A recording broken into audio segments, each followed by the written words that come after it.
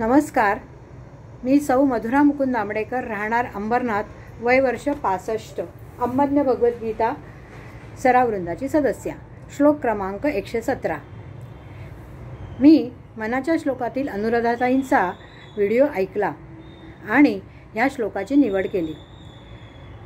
ध्रुव बाळाची गोष्ट त्यांनी त्यात सांगितली आहे आणि सावत्र सुरुची आई त्याचा अपमान करते आणि त्याच्यावर अन्याय होतो आणि त्याची आई सुनीती त्याचा आत्मविश्वास जागवते आणि त्याची समजूत घालते आणि तो नंतर तपश्चर्या करतो आणि ह्या तपश्चर्या झाल्यानंतर परत अनेक वर्ष राज्याची धुरा सांभाळतो, असं त्याला सक्षम बनवते आणि मग विष्णूंच्या आशीर्वादाप्रमाणे त्याला ध्रुवमंडळामध्ये अढळपद प्राप्त होतं.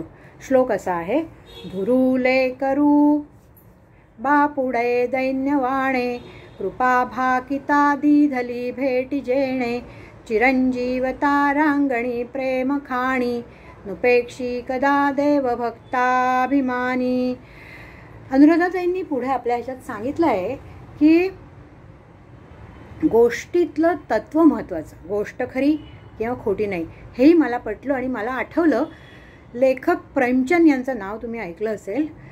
त्यांचं एक वाक्य आहे, काय, कहानी कभी सच नहीं होती लेकिन कहानी से बड़ा सच कुछ नहीं होता. म्हणजे कहाणीत जो महत्त्वाचा भाग सांगितलेला असतो ना, तो खरा असतो. आता पण भक्तांच्या पाठीमागे, भक्तांच्या हाकेला देव त्यांच्या पाठीशी उभा राहतो, पण आपल्याला त्याची कृपा भाकावी लागते.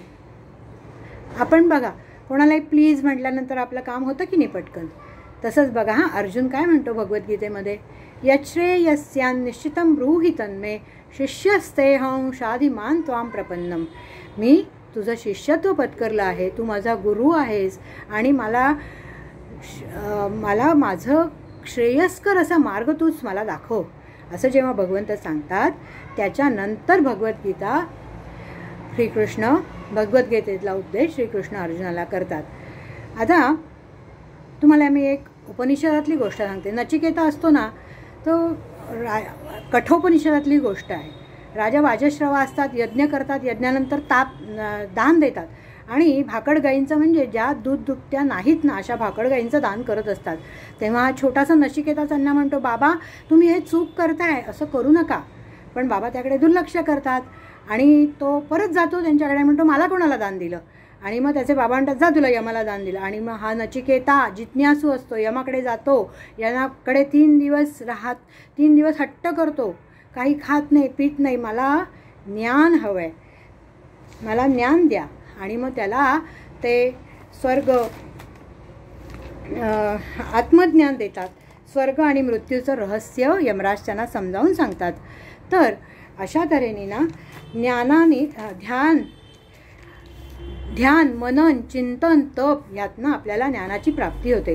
आता तुम्हाला एक गोष्ट वेगळी सांगते. थॉमस एडिसनचं नाव तुम्ही ऐकलं आहे का? तर हा थॉमस एडिसनचं ना, शाळेमध्ये त्याला काही जमत नाही आणि मग त्याचे शिक्षक मोठं पत्र लिहून घरी पाठवतात. दप्तरातून तो आईला दाखवतो पत्र. आई छान त्याची घडी करून ठेवून देते आणि त्याला सांगते, तू इतका हुशार आहेस ना बाळा, की तुला ते शिक्षक शिकवू शकणार नाहीत, उद्यापासून तुला शाळेत जायचं नाही आहे. आणि मग तो थॉमस एडिसन घरीच अभ्यास करतो आणि तो इतका हुशार असतो की त्याच्यानंतर बघा, तो विजेच्या दिव्याचा शोध लावण्याचा जनक ठरतो. तर अशा तऱ्हेने आपला हा आत्मविश्वास महत्त्वाचा आणि ज्ञानाची लालसा.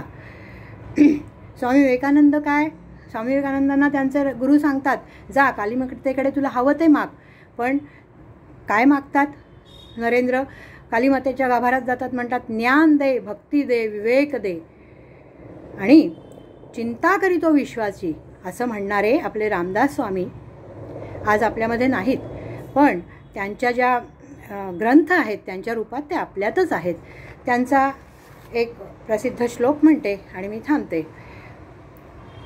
समर्थाची या सेवका वक्रपा आहे, असा सर्व भूमंडळी कोण आहे. जयाची लीला वर्णिती लोकतींनी, नुपेक्षी कदा रामदासाभिमानी. जय जय रघुवीर समर्थ.